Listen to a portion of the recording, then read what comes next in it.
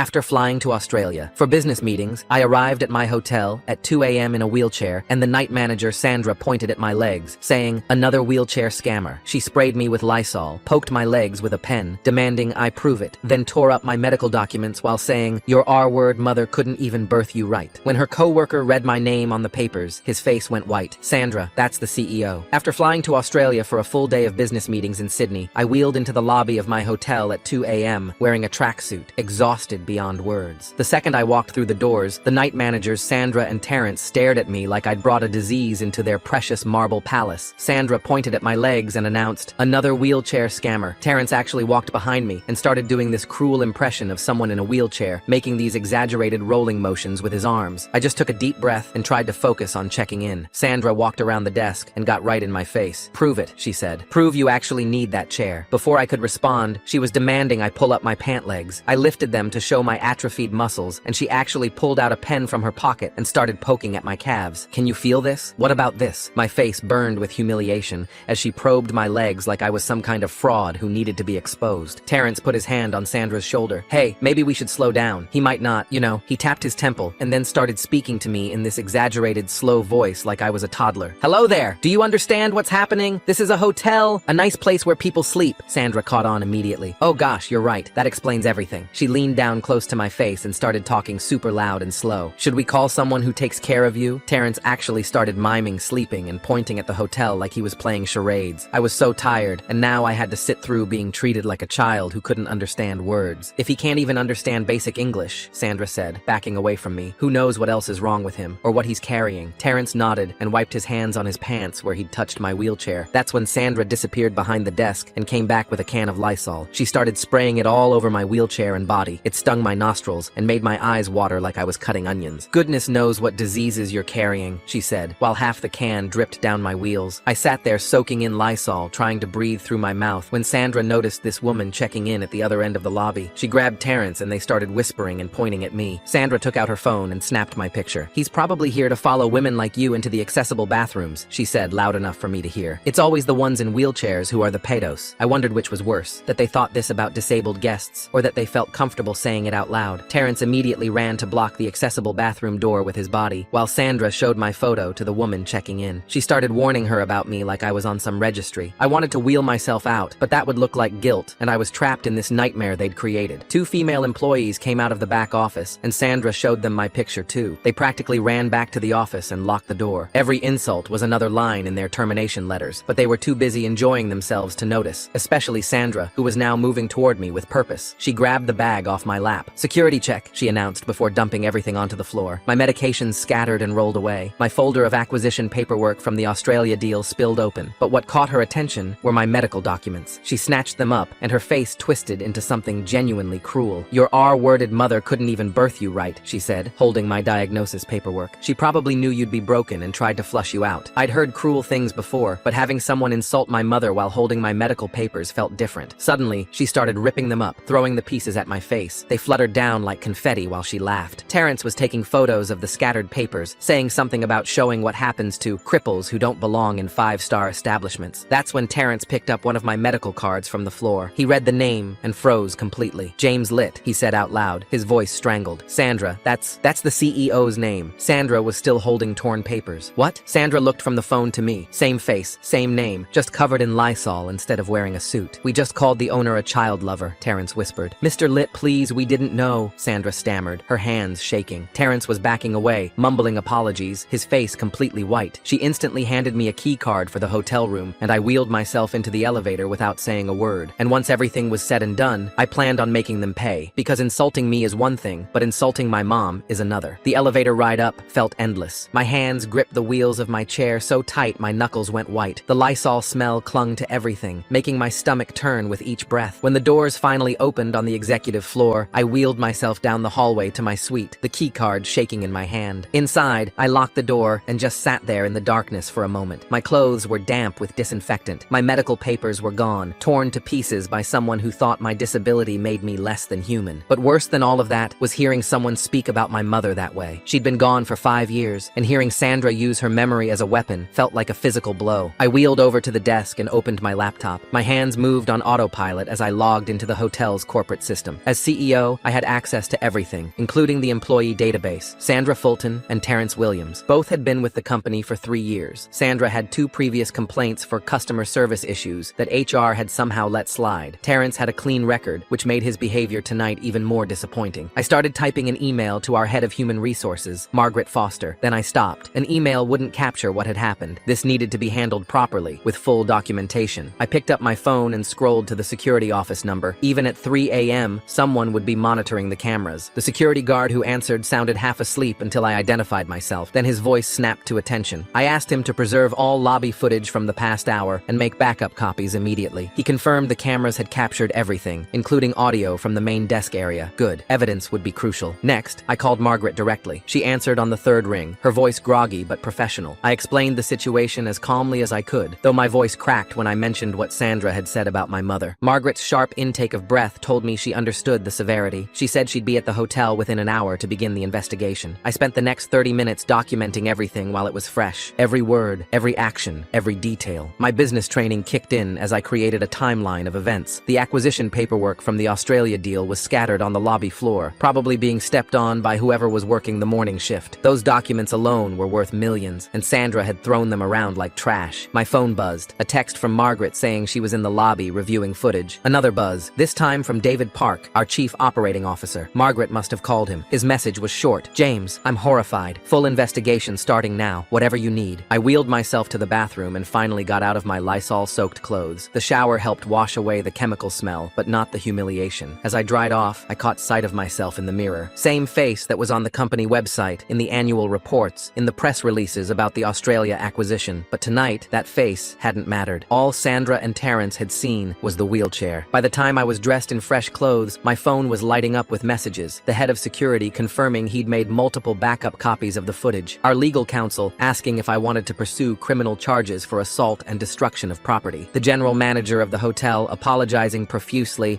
and asking how to proceed. I responded to each one professionally, making it clear this would be handled through proper corporate channels. No shortcuts, no special treatment, because I was the CEO. If our HR processes meant anything, they had to work for everyone, including me. A knock at my door interrupted my typing. Through the peephole, I saw Margaret standing there with her briefcase and tablet. I let her in, and she immediately apologized for what I'd experienced, but I could see the HR professional in her taking over as she set up her tablet to record my statement. For the next hour, I walked her through every detail. She asked careful questions, making sure she understood the sequence of events. When I got to the part about my mother, she paused the recording to compose herself. Margaret had been with the company for 15 years. She knew my history, knew how my mother had fought for me to have every opportunity, despite my disability. After we finished, Margaret showed me screenshots from the security footage on her tablet. There was Sandra, poking my legs with her pen. There was Terrence, miming and talking to me like I was mentally impaired. The Lysol assault was captured in clear detail. What makes someone think they can grab a stranger's medical papers and tear them up? Sandra went from poking his legs with a pen to destroying personal documents. That's such a strange jump in behavior. And there, at the end, was Sandra tearing up my medical documents while Terrence photographed the scene. Margaret's expression was grim as she closed the tablet. She informed me that both employees would be suspended immediately pending the investigation. She'd already called in the morning shift managers to ensure Sandra and Terrence wouldn't be allowed back in the building when their shift ended at 7 a.m. Security would escort them out and collect their employee badges. But as she was leaving, Margaret mentioned something that made my blood run cold. Sandra had apparently sent messages to several other night shift employees about the incident with a fake disabled guest who was probably a predator. She'd shared my photo in their group chat. The damage was already spreading. I spent the rest of the early morning hours dealing with the fallout. The general manager arrived at 5 a.m., mortified and eager to contain the situation. He'd already seen the footage and couldn't stop apologizing. I made it clear that apologies weren't enough. This was a systemic failure. How had employees felt comfortable enough to act this way? What kind of culture had we allowed to develop? By 6 a.m., the hotel's senior management team had assembled in the conference room. I wheeled myself in, still exhausted but determined. The head of security had prepared a presentation of the footage. As we watched it together, I saw several managers flinch. The head of housekeeping actually gasped when Sandra sprayed me with Lysol. The discussion that followed was intense. How had Sandra's previous complaints been brushed aside? Why hadn't Terrence's training included disability sensitivity? What message were we sending to our employees if this behavior was even possible? I made it clear that this wasn't just about two night managers. This was about our values as a company. As the meeting wrapped up, I noticed movement in the lobby through the conference room windows. Sandra and Terrence had arrived for the end of their shift. They were laughing about something, completely unaware aware of what was waiting for them. Margaret and the security team were already positioned by the employee entrance. I watched from the conference room as Margaret approached them. The change in their body language was immediate. Sandra's smile vanished. Terrence took a step back. Margaret handed them their suspension letters, while security officers stood nearby. Sandra started gesturing wildly, apparently arguing. Terrence just stood there, his face pale. Then Sandra spotted me through the conference room window. Our eyes met across the lobby. For a second, I saw panic flash across her face. Then something else, defiance. She said something to Margaret while pointing at me. Even from this distance, I could see Margaret's professional composure crack slightly at whatever Sandra had said. Security escorted them to collect their belongings. As they were let out, Sandra kept turning back to look at the conference room, at me. Her expression wasn't apologetic. It was calculating, like she was already planning her next move. The general manager closed the blinds, cutting off the view, but I knew this was far from over. Sandra's defiance, the group chat messages, the way she'd looked at me, it all pointed to someone who wouldn't go quietly. The investigation was just beginning, and something told me Sandra and Terrence weren't going to make it easy. I thought about my mother again, about how she'd fought for me my entire life. She'd faced down doctors who said I'd never amount to anything, teachers who wanted to put me in special programs I didn't need, employers who saw the wheelchair before they saw my capabilities. She'd taught me that dignity wasn't something others could take away. It was something you carried inside yourself. But she'd also taught me to stand up to bullies, and that's exactly what I planned to do. The morning sun streamed through my suite windows as I finished my third cup of coffee. My phone vibrated with an incoming call from Margaret. She informed me that Sandra had just filed a formal complaint with corporate HR, claiming disability discrimination and wrongful suspension. The irony wasn't lost on me. I wheeled myself down to the HR office on the second floor, where Margaret had set up a temporary investigation headquarters. She showed me Sandra's complaint on her tablet. Sandra claimed I had orchestrated the entire incident to frame her, that I had pretended to be disabled to test employee responses, and that my suspension of her was retaliation for following proper security protocols. Margaret's assistant knocked and entered, carrying a stack of printed emails. Sandra had been busy overnight, sending messages to every hotel employee she could reach. The emails painted me as an unstable CEO who enjoyed entrapping hardworking staff members. She'd even created a timeline suggesting I had planned this sting operation for months. The head of security arrived with troubling news. The backup footage from the lobby cameras had somehow become corrupted. The primary files were intact, but the redundant copies he'd made at my request showed nothing but static. He couldn't explain the technical failure, but I noticed he avoided making eye contact when delivering this information. I returned to my suite to find maintenance workers replacing the lock on my door. The hotel engineer explained that someone had attempted to access my room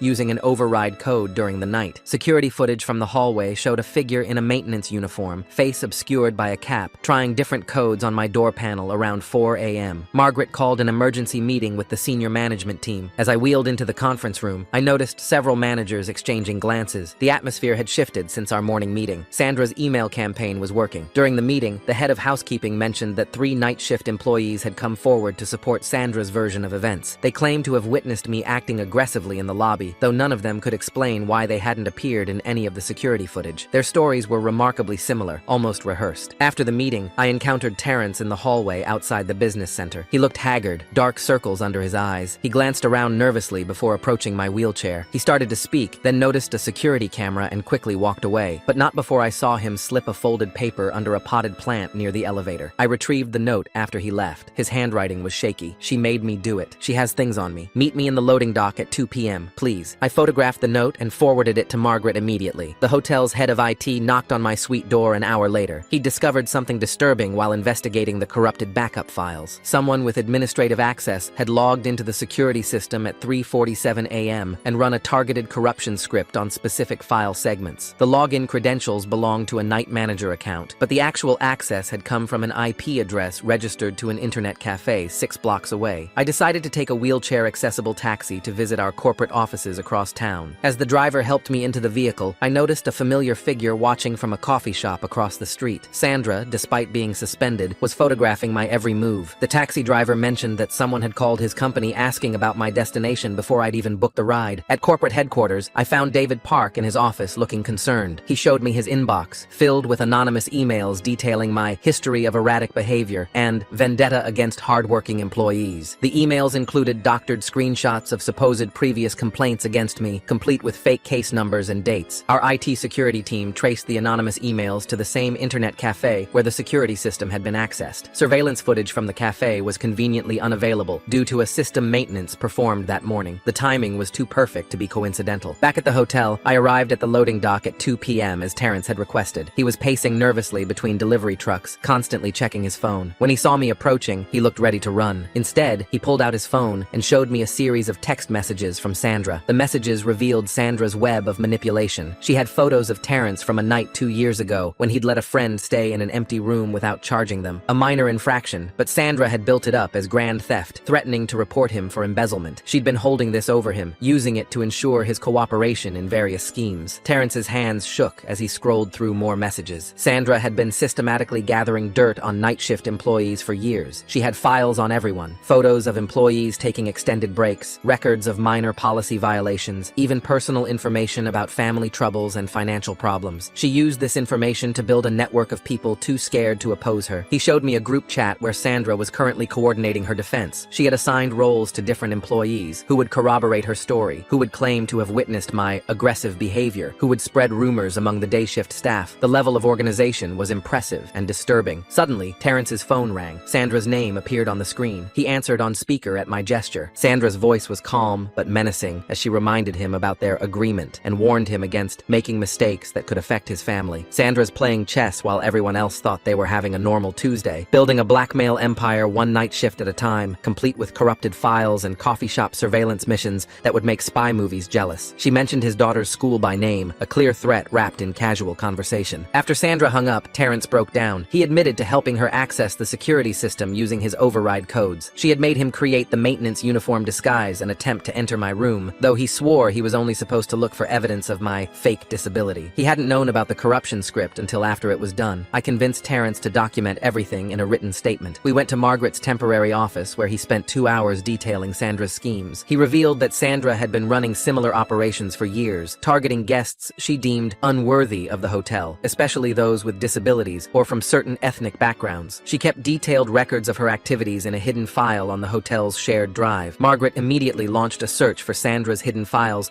while I returned to my suite. My phone rang with a call from our corporate communications director. Someone had leaked a story to a hospitality industry blog about a CEO gone rogue who was purging innocent employees. The post included my photo and enough accurate details to be damaging, mixed with enough lies to be legally problematic. The hotel's reputation management team worked to contain the story, but damage was spreading through industry forums and social media groups. Former employees who had left under suspicious circumstances began reaching out, sharing their own stories about Sandra's behavior and the toxic culture she had created on the night shift. I received a text from an unknown number: drop the investigation or the corruption goes deeper than backup files. Attached was a photo of my medical records, the ones Sandra had torn up, somehow pieced back together and photographed. The message implied she had copies of my private medical information and was prepared to use it. The next morning, Margaret called with urgent news. 3 members of the investigation committee had received anonymous packages at their homes containing USB drives. The drives held what appeared to be security footage of me from various angles, edited to remove context and make innocent actions appear suspicious. One clip showed me reaching for something near a female employee, cropped to exclude that I was simply retrieving dropped papers. Our head of security discovered that Sandra had been accessing the hotel's security system for months, using borrowed credentials. She had been building a library of footage she could manipulate for blackmail purposes. The extent of her surveillance network was staggering, covering not just employee areas, but guest spaces as well. David Park called to inform me that 2 corporate board members had contacted him with concerns about my leadership. They had received packages similar to the investigation committee, along with a carefully crafted narrative about my deteriorating mental state since becoming disabled. Sandra was attempting to turn my own board against me. I met with our legal team to discuss options. They advised that while we had strong evidence against Sandra, her counteroffensive was muddying the waters. She had created enough doubt and confusion that a clean resolution would be difficult. They recommended focusing on protecting the company's reputation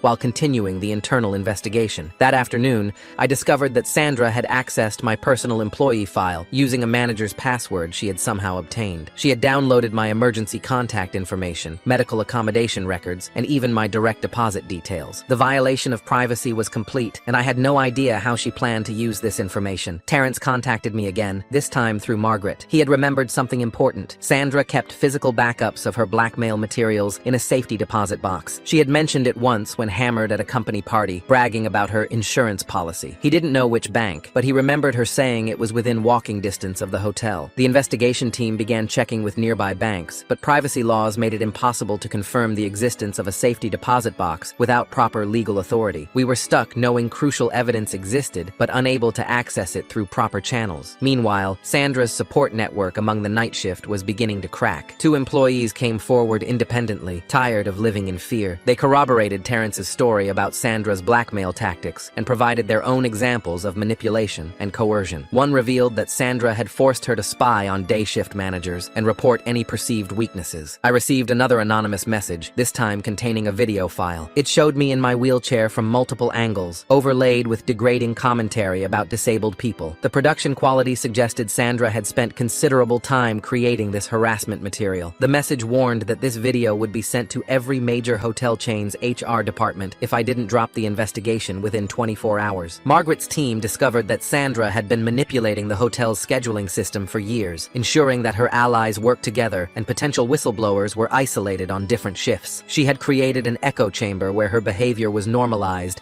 and criticism was impossible. The stress was taking its toll on everyone involved. Two investigation committee members requested to be removed from the case, citing mysterious personal emergencies. Margaret suspected they had been threatened but couldn't prove it. Our investigation was being systematically undermined from within. I decided to review the hotel's employee records going back 5 years. The pattern was clear: high turnover on the night shift, numerous employees leaving without giving notice, and several discrimination complaints that had been mysteriously withdrawn. Sandra's influence extended far beyond what we had initially discovered. Then came a breakthrough. One of Sandra's former allies, Bob Robbins from maintenance, approached Margaret with crucial information. He revealed that Sandra had been embezzling from the hotel for years through an elaborate scheme involving fake vendor invoices and kickbacks. She had used this money to fund her surveillance activities and maintain her network of informants. Bob provided documentation showing a clear paper trail of fraudulent transactions. He had kept copies of everything, protecting himself against Sandra's eventual betrayal. The amounts were substantial, totaling over $200,000 over 3 years. This was the evidence we needed to shift the investigation from a discrimination complaint to criminal fraud. However, Sandra must have had her own informants, because within hours of Bob's revelation, he received a package at his home. Inside were photos of his teenage son at school, taken from a distance with a telephoto lens. The message was clear: back off or face consequences. Bob immediately requested police protection for his family. The situation was escalating beyond workplace drama into dangerous territory. I called an emergency meeting with David Park and our legal team. We needed to act quickly before Sandra's increasingly desperate measures caused real harm to someone. Our lawyers began preparing a comprehensive case file for law enforcement, focusing on the embezzlement charges while documenting the pattern of harassment and intimidation. The disability discrimination aspect would be handled internally, but the financial crimes required external intervention. As we prepared our strategy, I received word that Sandra had been spotted at the hotel despite her suspension. Security footage showed her entering through a service entrance using an old access code that hadn't been deactivated. She spent 40 minutes in the administrative offices before leaving with a box of documents. The head of security immediately changed all access codes and passwords, but the damage was done. We had no idea what Sandra had taken or what she planned to do with it. The investigation had become a race against time to stop her before she could execute whatever plan she was developing. That evening, as I reviewed the day's developments in my suite, I reflected on how a simple business trip had turned into a battle for the integrity of my company. Sandra had revealed herself to be more than just a bigoted employee. She was a calculating predator who had been exploiting our systems for years. But her network was crumbling. More employees found the courage to come forward, sharing their stories and providing evidence. The truth was emerging despite Sandra's efforts to suppress it. Tomorrow would bring new challenges, but I was confident that justice would prevail. The investigation was far from over, and Sandra still had cards to play. But with each passing hour, her position weakened while ours grew stronger. The final confrontation was approaching, and I was ready for whatever she might throw at us next. The next morning brought a development I hadn't anticipated. Margaret arrived at my suite with a flash drive and a grim expression. The IT team had finally cracked Sandra's hidden files on the hotel server. What they found made my stomach turn. Sandra had documented every single incident of discrimination she'd orchestrated over 3 years. Photos of disabled guests with cruel commentary, screenshots of messages mocking elderly visitors, audio recordings of her coaching other employees on how to make certain guests uncomfortable enough to leave. She'd created a trophy collection of her cruelty, but buried in those files was something else. A folder labeled Insurance, containing forged documents implicating various managers in discrimination lawsuits. Curious how Sandra kept such detailed records of her own crimes. Makes me wonder if she never really thought she'd get caught, or if there's something else going on with this documentation obsession she'd been preparing to frame multiple people if her position was ever threatened. My name appeared on several fabricated complaint forms, complete with fake signatures and dates. I wheeled myself to the conference room where David Park was waiting with our legal team. They'd spent the night analyzing Sandra's embezzlement scheme, The fake vendor invoices traced back to shell companies registered under aliases. She'd been careful, but not careful enough. One of the bank accounts receiving kickbacks was registered to her mother's maiden name. The head of security interrupted our meeting with urgent news. Sandra had been spotted entering the hotel through the parking garage. Security cameras showed her heading toward the IT server room with what looked like industrial magnets in her bag. She was trying to destroy the physical evidence. I followed security to the basement level, my wheelchair motor straining on the service ramp. We found Sandra in the server room, frantically waving magnets near the backup drives. The IT manager stood frozen in the doorway, clearly threatened into compliance. Sandra's face went white when she saw me. She dropped the magnets and bolted for the emergency exit. Security moved to intercept, but she'd planned her escape route. A maintenance cart blocked the main corridor, forcing them to take the long way around. By the time they reached the parking garage, she was gone. Back in Margaret's office, we discovered Sandra had sent a new wave of emails during her escape. This time, she'd included the forged documents from her insurance folder, claiming I'd covered up multiple discrimination incidents. Several board members had already received the files. Terrence appeared at Margaret's door, visibly shaking. He'd received a voicemail from Sandra threatening to expose something about his wife's immigration status unless he recanted his statement. He played the recording for us, Sandra's voice cold and calculating as she listed personal details about his family. The investigation committee reconvened that afternoon. Two members who'd previously withdrawn returned, angry about being manipulated. They'd discovered the personal emergencies that forced their withdrawal were based on false information Sandra had planted about their children's schools. Our IT security team made a crucial discovery. The corrupted backup files weren't completely destroyed. Using specialized recovery software, they'd restored fragments showing Sandra's discriminatory behavior. The audio was partially corrupted, but her voice was unmistakable as she instructed Terrence on how to humiliate disabled guests. Margaret received a call from the bank where Bob had suspected Sandra kept her safety deposit box. While they couldn't confirm its existence, they mentioned that someone matching Sandra's description had tried to access a box that morning, but fled when asked for additional identification. The hotel's night auditor, Daniel, approached me privately. He'd been keeping his own records of Sandra's behavior, documenting incidents in a personal journal. He'd been too scared to come forward before, but seeing others speak up gave him courage. His journal contained dates, times, and detailed descriptions of Sandra targeting vulnerable guests. David Park called an emergency board meeting. I presented the evidence we'd gathered, including the restored footage, embezzlement documentation, and witness statements. Several board members who'd received Sandra's forged documents admitted they'd had doubts about their authenticity. The crude forgeries didn't match our company's document standards. That evening, Sandra made her biggest mistake. She contacted a local blogger known for hospitality industry gossip, trying to sell her story about corruption at our hotel. The blogger, who'd worked with our PR team before, immediately alerted us. Sandra had offered to provide exclusive evidence in exchange for cash. We arranged for the blogger to meet Sandra while our security team waited nearby. She showed up with a box of documents and a laptop full of edited security footage. As she began her presentation, painting me as a vindictive CEO who discriminated against her for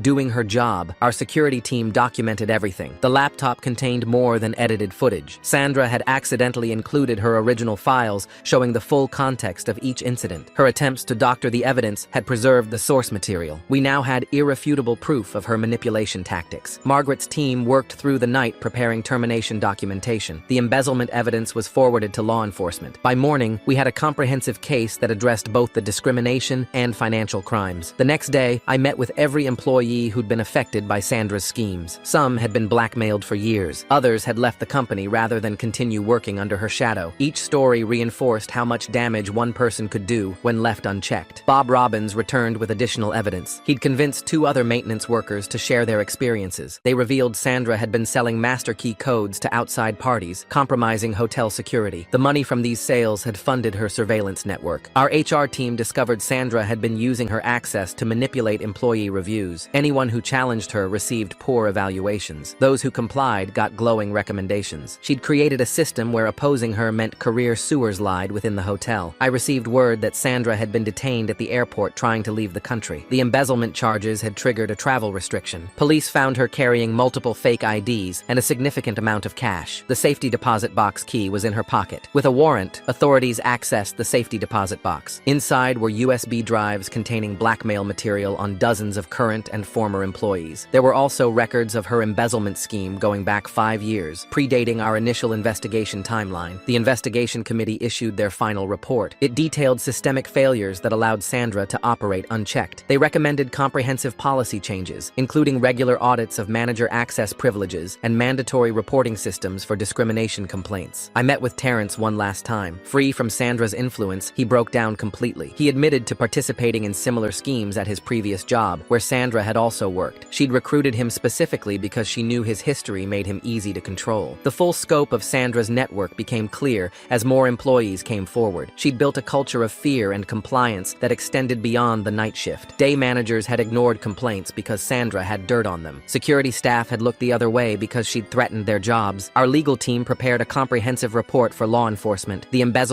alone totaled over $300,000 when including the key code sales. The discrimination violations affected at least 40 documented guests, with potentially dozens more who never reported their experiences. I spent hours reviewing our hiring practices with Margaret. How had we missed the warning signs? Sandra's previous employers had given neutral references, we discovered, because she'd threatened them too. Her entire career was built on intimidation and manipulation. The hotel implemented immediate changes. All manager access codes were reset. Security protocols were overhauled. A new anonymous reporting system was established. Every employee would undergo discrimination prevention training, starting with the management team. As the investigation concluded, I thought about the guests Sandra had hurt. The elderly man who'd been mocked for using a walker, the woman with a service dog who'd been harassed, the teenager with autism who'd been humiliated in front of his family. Each incident was a failure of our company's values. Sandra's termination was processed along with 3 other employees who'd actively participated in her schemes. Terrence was terminated, but offered a chance to seek counseling. Several managers received warnings for failing to act on complaints. The police investigation continued beyond our internal process. Sandra faced multiple charges, including embezzlement, extortion, and identity theft. Her network of fake vendors and shell companies suggested this wasn't her first operation of this type. I returned to my regular CEO duties, but the experience had changed my perspective. We'd built a successful company, but failed to protect the most vulnerable guests and employees. That failure was ultimately mine to own. The hotel slowly began to heal. Employees who'd worked in fear started to relax. Guests with disabilities reported feeling welcomed. The night shift, free from Sandra's influence, transformed into one of our most customer-focused teams. 6 months later, during a routine review, Margaret showed me guest satisfaction scores. Complaints about discrimination had dropped to 0. Employee morale surveys showed dramatic improvement. The culture Sandra had poisoned was finally recovering. I kept a photo from that night on my desk, not of the humiliation, but of my mother. She'd taught me to fight for dignity and justice. Facing down Sandra's cruelty had honored those lessons. The hotel was now a place she would have been proud of. Time really does fly when you're tossing around clever observations. Appreciate you letting me share my particular brand of commentary, quirks and all. Catch you next time. Subscribe for more content like this.